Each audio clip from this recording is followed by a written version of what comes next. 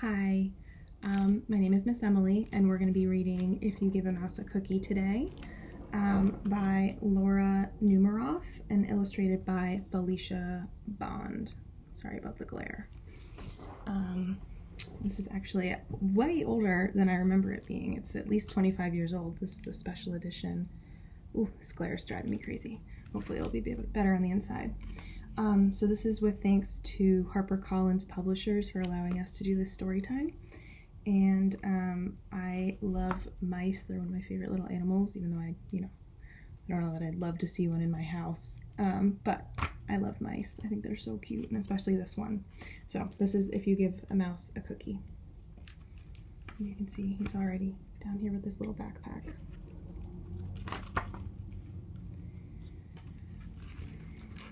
Here's the little boy that we're going to get to know too.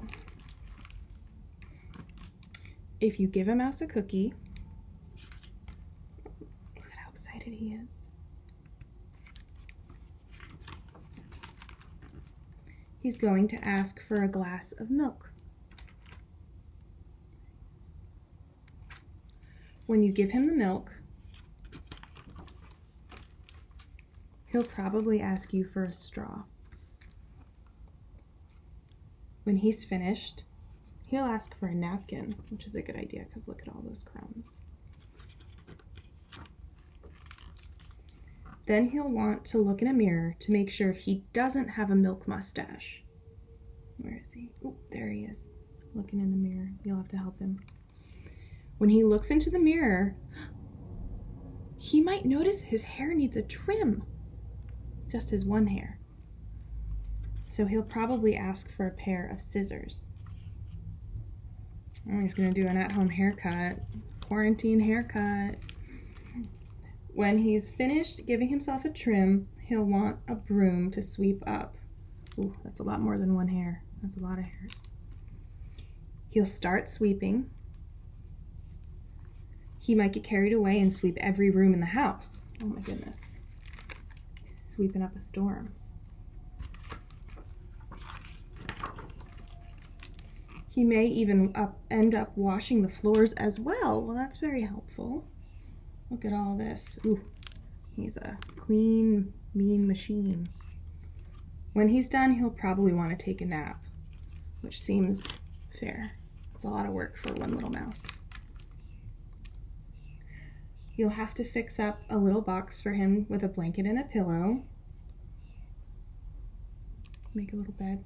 He'll crawl in, make himself comfortable, and fluff the pillow a few times. He'll probably ask you to read him a story. I wonder what story is going to be chosen. So you'll read to him from one of your books, and he'll ask to see the pictures. Just like I'm trying to show you guys pictures. When he looks at the pictures, he'll get so excited he'll want to draw one of his own. He'll ask for paper and crayons. Oh, he's jumping out of the bed that you made for him. Look at that. That's a big piece of paper and a big crayon for a little mouse. He'll draw a picture. He hasn't drawn anything yet. When the picture is finished, wow, look at that. It's a nice picture. When it's finished, he'll want to sign his name. Which makes sense. You should always sign your work so they know you did it. With a pen. Looks like he didn't finish cleaning up all the way. Looks like he left some work for the boy. He did like the first half, the first sweep, if you will. Then he'll want to hang his picture on your refrigerator, which means he'll need, what will he need? Scotch tape, sure. I used to use magnets, but Scotch tape I guess also works. He'll hang up his drawing and stand back to look at it. Looking at the refrigerator will remind him. I'm tripping over these words. What do you think it's going to remind him of? Oh, he's thirsty. Oh, so thirsty. Oh. So, here he comes.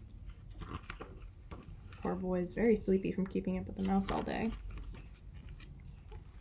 He'll ask for a glass of milk. And chances are, if he asks for a glass of milk, he's on the shoulder, he's going to want a cookie to go with it. Ugh.